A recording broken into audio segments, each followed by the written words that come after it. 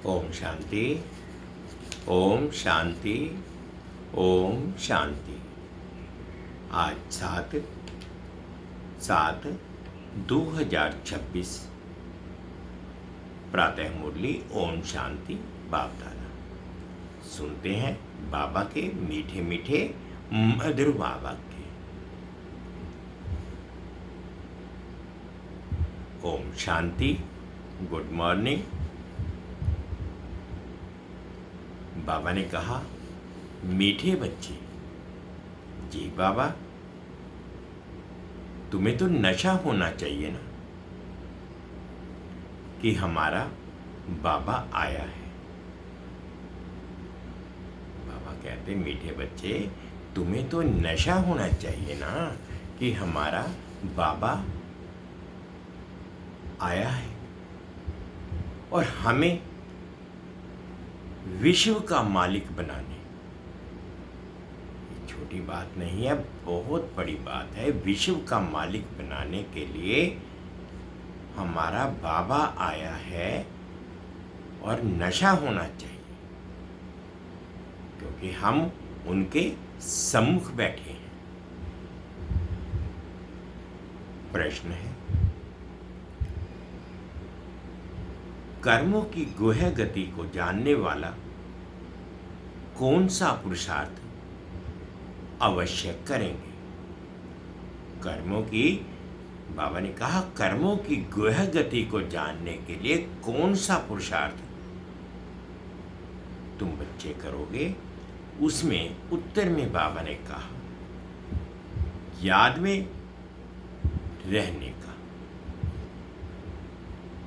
क्योंकि उन्हें पता है कि याद से ही जो है पुराने हिसाब किताब केवल चुकतू होने हैं। वे जानते हैं आत्मा अगर अपने पुराने हिसाब किताब कर्म भोग अगर चुकतू नहीं करेगी ना, तो उसे सजाएं खानी ही पड़ेंगी और पद भी भ्रष्ट हो जाता है और फिर पुनर्जन्म भी ऐसा ही होगा। यानी बाबा ने कहा कि याद में रहने से ही सारे पुराने हिसाब किताब चुकतू हो जाते हैं।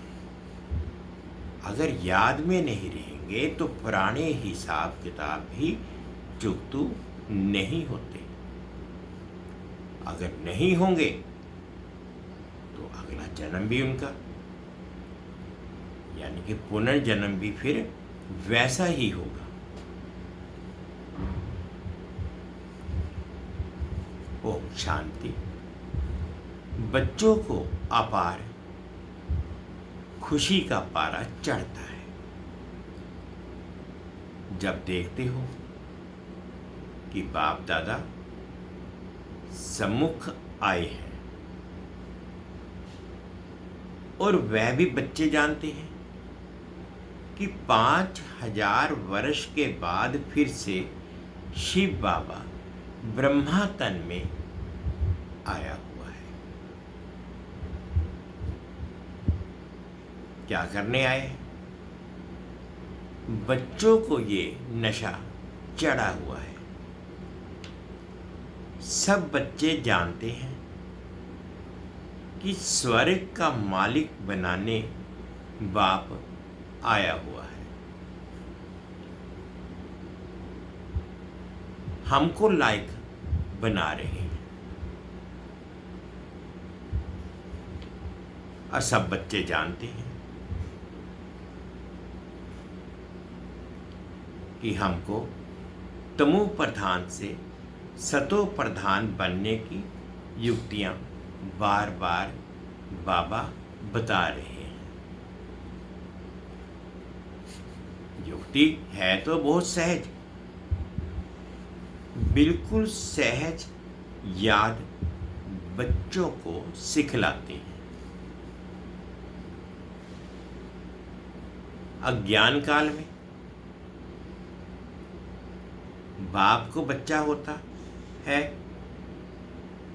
तो समझते हैं कि वारिस पैदा हुआ।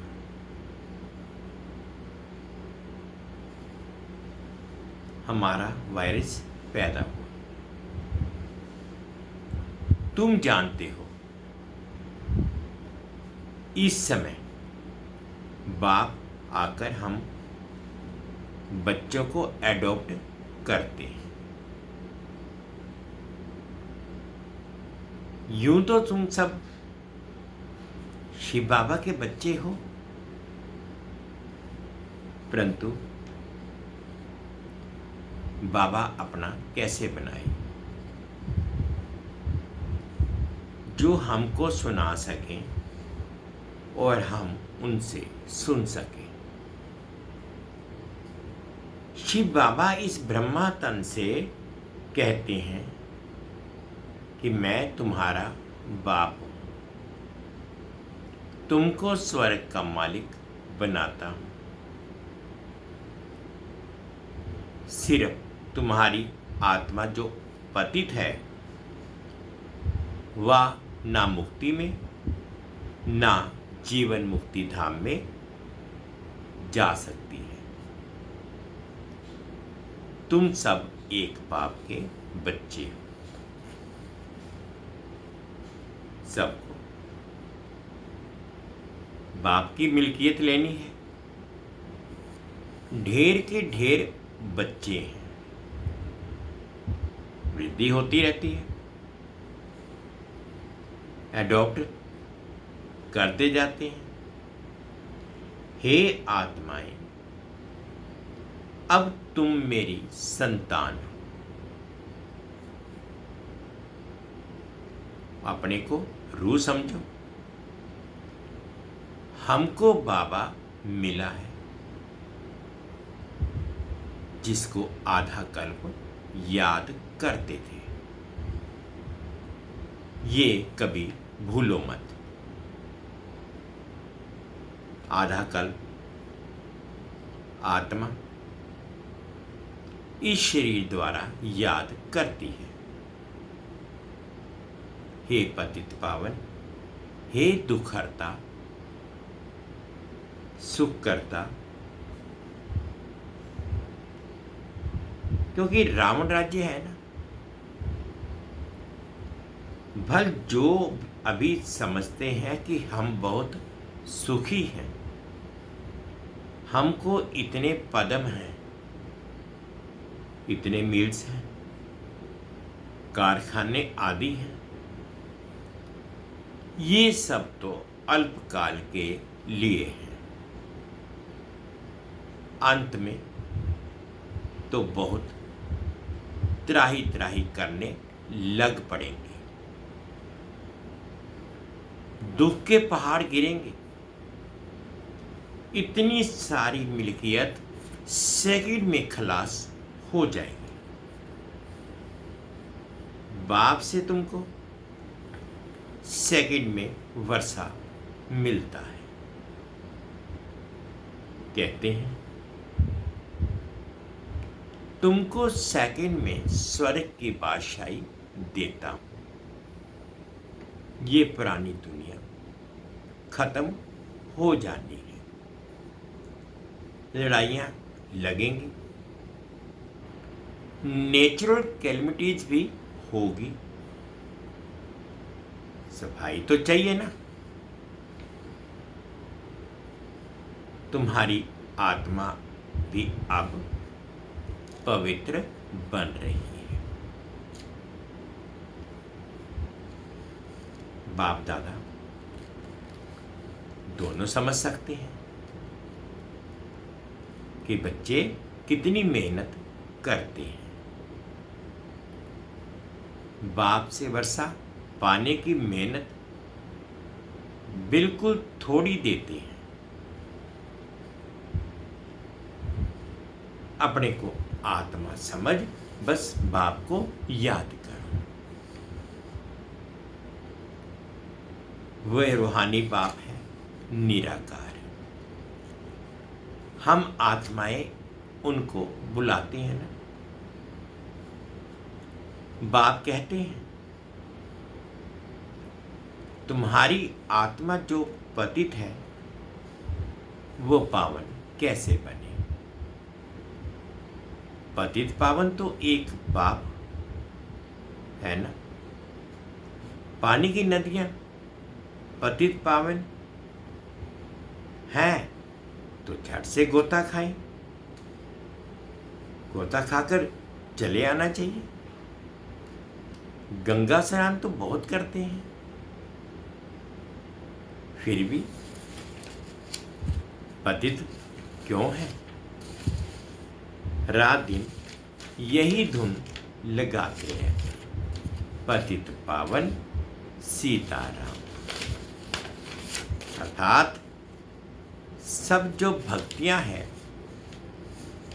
अथवा सीताएं हैं, सबका रक्षक एक राम परमपिता परमात्मा है।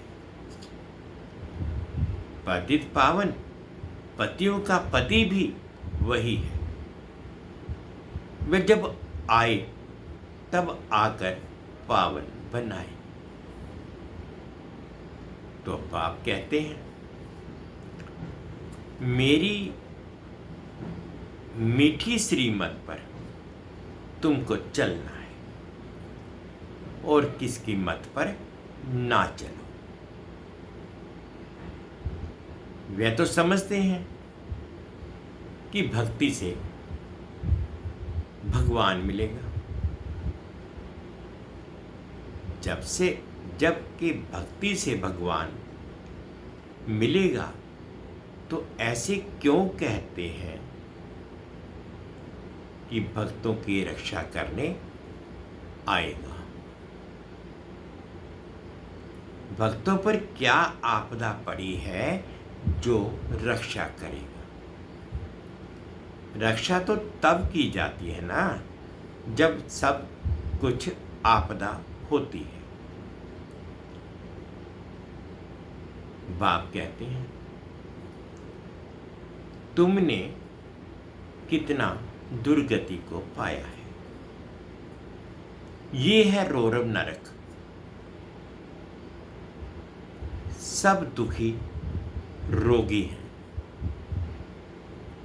घर घर में देखो क्या लगा पड़ा है। दुख ही दुख इसलिए पुकारती है बाबा हमारे दुख हरो सुख दो। भारत में ही सदा सुख था और अब दुख है। भारत की बात है और खंड तो है ही अलग। वह तो आते ही बाद में है।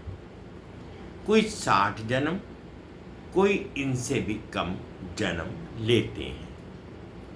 84 जन्म देवता धर्म वाले ही लेते हैं।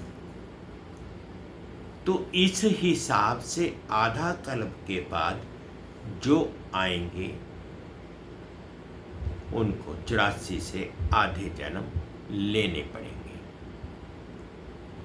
ऐसे नहीं कि सब 84 का चक्र खाते हैं।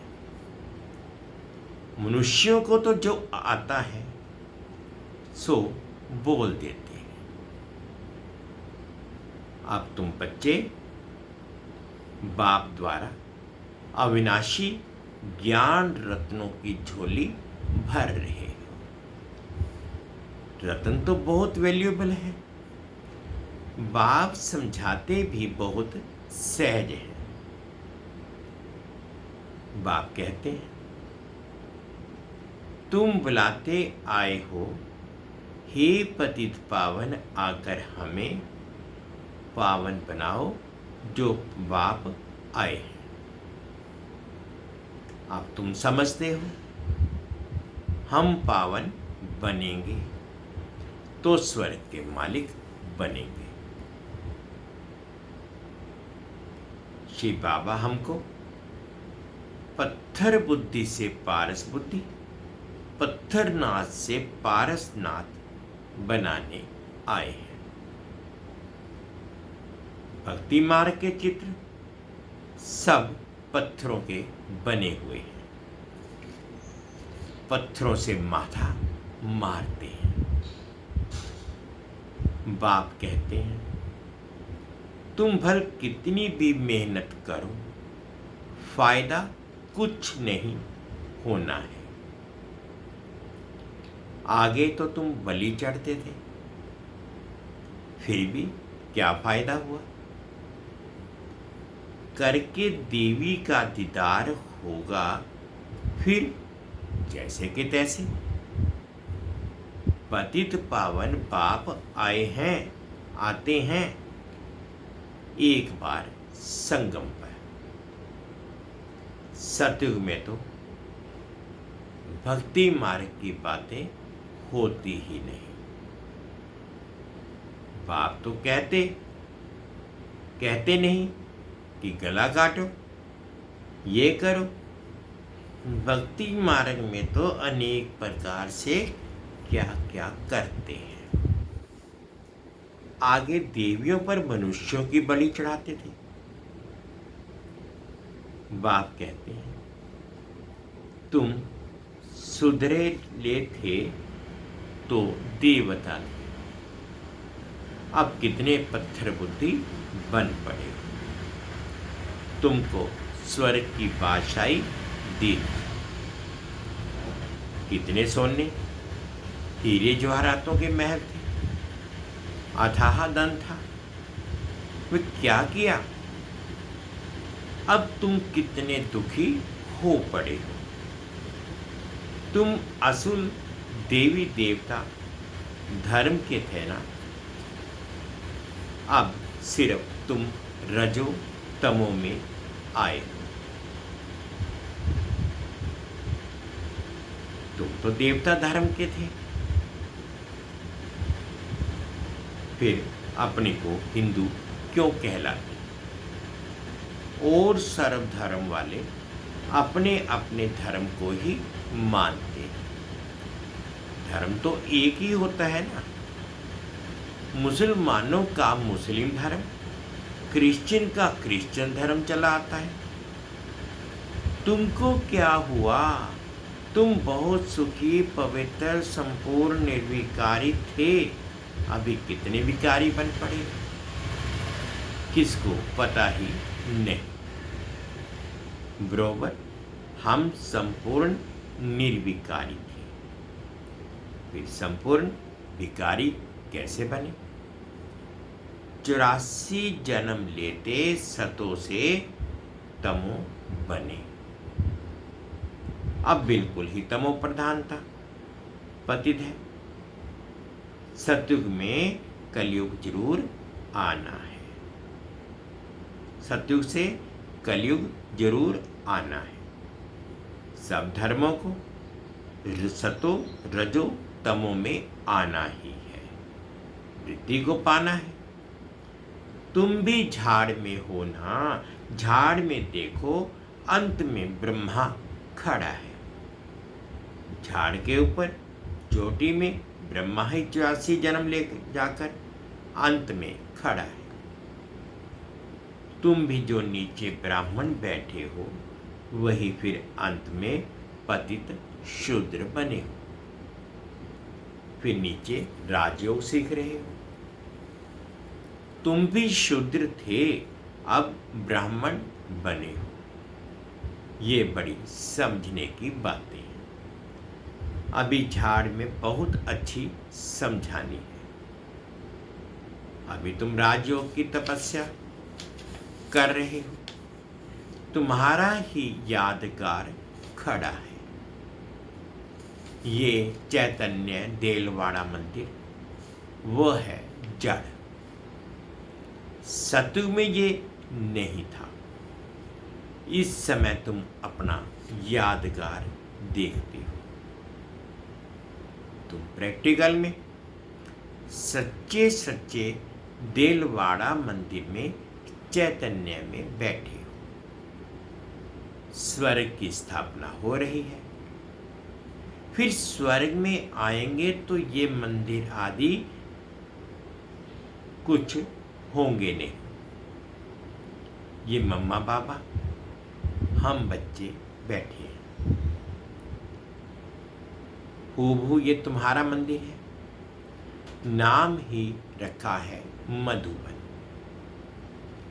चैतन्य देलवाड़ा मंदिर। फिर जब भक्ति मार्ग शुरू होगा तो फिर ये मंदिर बनाएंगे। बाप ने तुमको बहुत धनवान बनाया था, तो तुम ही फिर उनका मंदिर बनाते हो। शिव का मंदिर एक नहीं बनाते हैं, सब बनाते हैं, यथा योग्य यथा शक्ति। तुम जानते हो हम पूज्य थे, फिर द्वापर में पुजारी बने।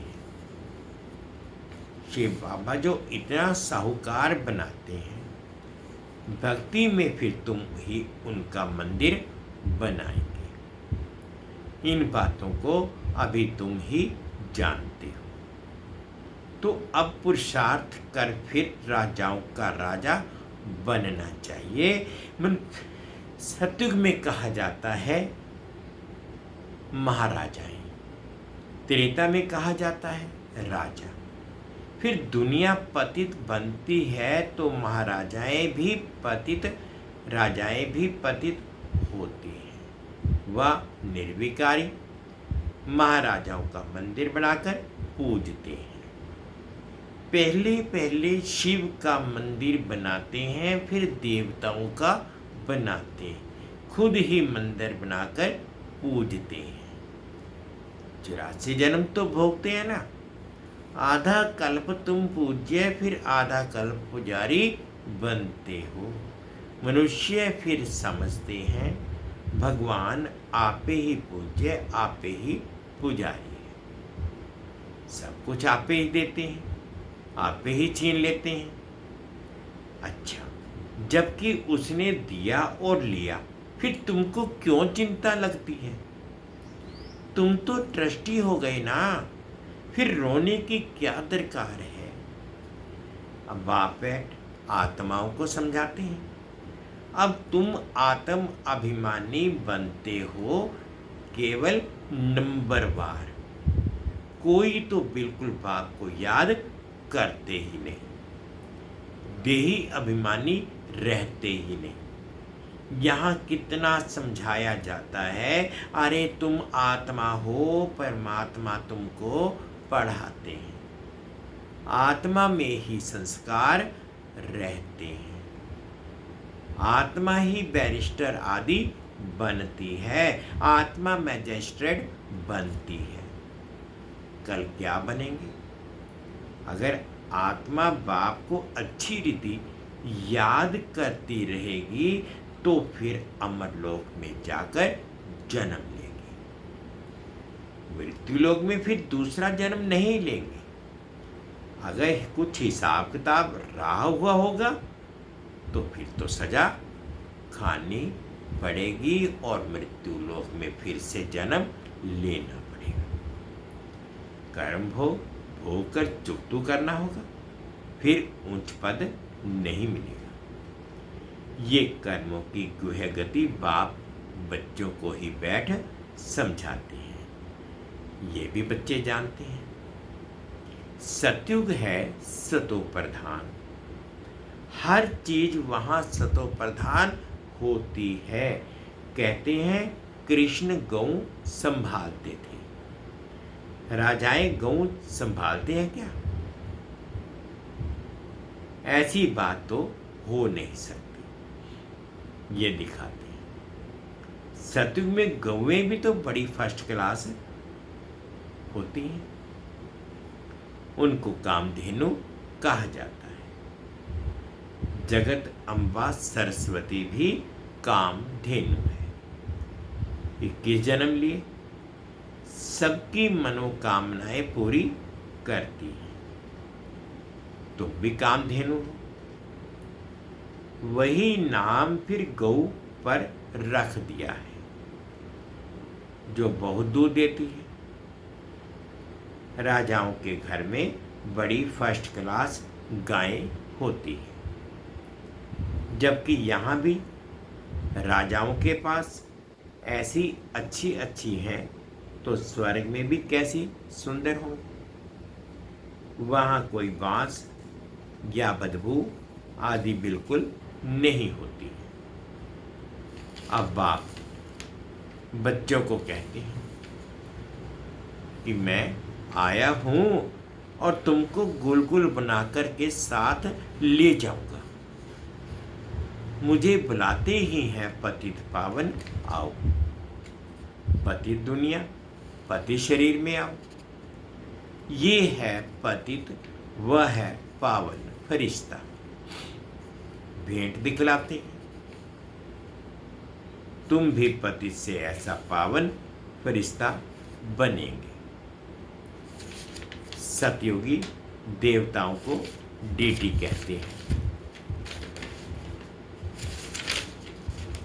सूक्ष्म वतनवासी हैं फरिश्ते। अब तुम फरिश्ते पवित्र बनते हो। बाप कितनी सहज शिक्षा देते हैं। यहाँ जब आते हैं तो कोई भी बाहर वाले मित्र संबंधी घर घाट धंधा धोरी आदि याद नहीं करना है। बाप के सम्मुख आए हो ना, यहाँ आए ही हो योग की कमाई करने, तो इससे लग जाना चाहिए। अच्छा, मीठे मीठे सिक्के लेते बच्चों प्रति माता पिता बाप दादा का याद प्यार और गुड मॉर्निंग। रूहानी बाप के रूहानी बच्चों को नमस्ते। हम रूहानी बच्चों की रूहानी माता पिता बाप दादाजी को याद प्यार गुड मॉर्निंग और प्यार भरी नमस्ते जी। ओम शांति, ओम शांति। शुक्रिया बाबा, शुक्रिया। धारणा के लिए मुख्य सार में फर्स्ट पॉइंट में बाबा ने कहा, सजाओं से मुक्त होने के लिए पुराने हिसाब किताब योग बल से चुकतू करने हैं। ट्रस्टी होकर सब कुछ संभालना है। किसी भी बात की चिंता नहीं करनी है। आत्म अभिमानी बनना है। सेकंड पॉइंट में बाबा ने कहा, ये कमाई का समय है। इसमें घर घाट धंधा धोरी आदि याद नहीं करना।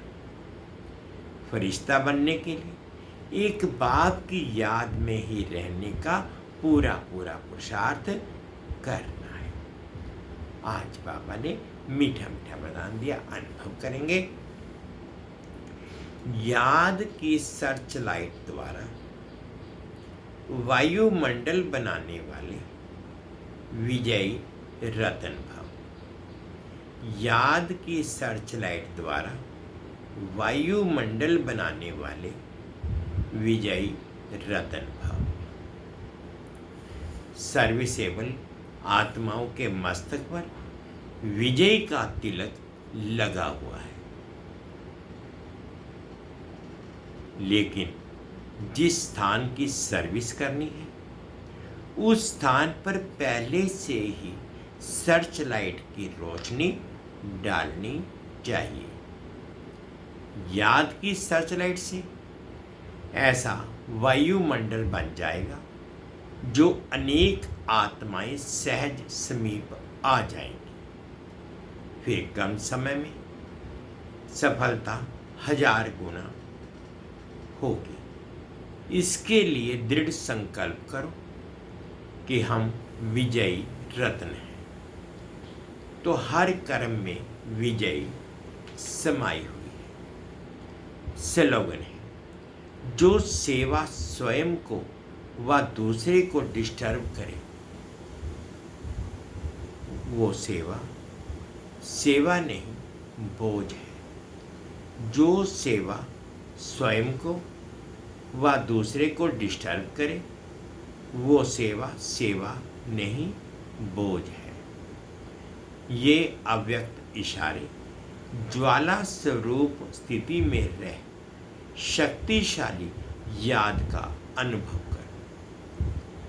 ज्वाला रूप बनने के लिए यही धुन सदा रहे, कि अब वापस घर जाना है अर्थात उपराम।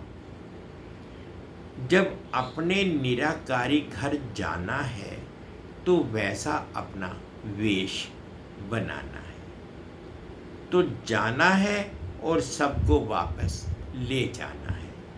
इस स्मृति से स्वतः ही सर्व संबंध सर्व प्रकृति की आकर्षण से उपराम अर्थात साक्षी बन जाएंगे। साक्षी बनने से सहज ही बाप के साथी व बाप के समान बनेंगे। मीठे बच्चे, बाबा कहते तुम्हें नशा रहना चाहिए कि हमारा बाबा आया है हमें विश्व का मालिक बनाने। हम उनके सम्मुख बैठे हैं। ये थे आज 7/7/2026 के बाबा के मीठे मीठे मधुर बाबा के। ओम शांति। ओम